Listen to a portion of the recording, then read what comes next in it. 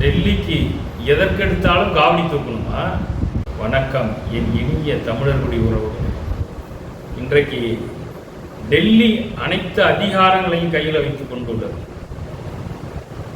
ஏன் இதை பற்றி எந்த அரசியல் கட்சியும் பேசுவதில்லை? ஏன் இப்போ என்ன இல்லைன்னா, டெல்லியில் உள்ள மத்திய தகவல் ஆணையத்திற்கு 2 மனு அனுப்பினேன், மேல்முறையீடு. 2 மனுக்கும் என்ன நேரில் வர சொல்றான். நான் இங்கிருந்து எவ்வளவு செலவு பண்ணிட்டு போக முடியும் ஒரு மனுவுக்கு? ஆர்டிஐ மனுவுக்கு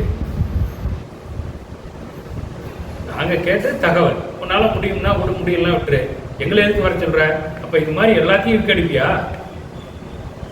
இதனாலதான் சொல்றோம், சென்னையை தென் தமிழகத்தின் தலைநகரமாக்கு,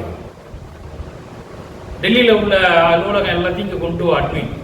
இதுதான் எங்க கட்சியின் கொள்கை. நாங்க ஒரு லெட்டருக்கு பின்னாடி வர வேண்டியதா இருக்கு டெல்லிக்கு. அப்புறம் எதுக்கு நாங்க இந்தியாவில் இருக்கோம், இந்துவா இருக்கோம்? என் நாட்டில் என் உரிமை எனக்கு வேணும். மதுரை ஹைகோர்ட் எப்படி பிரிஞ்சு மதுரைக்கு போச்சு, அது மாதிரி சுப்ரீம் கோர்ட்டை பிரி கொண்டாந்து இங்க வை சென்னையில. நாங்கள் எங்களுக்கு ஈஸியா இருக்கும்ல. அது மாதிரி தகவல் ஆணையத்தை கொண்டு வந்து வை, எங்களுக்கு ஈஸியா இருக்கும். ஏன் எங்களுக்கு கொடுக்க மாட்டாங்கிற?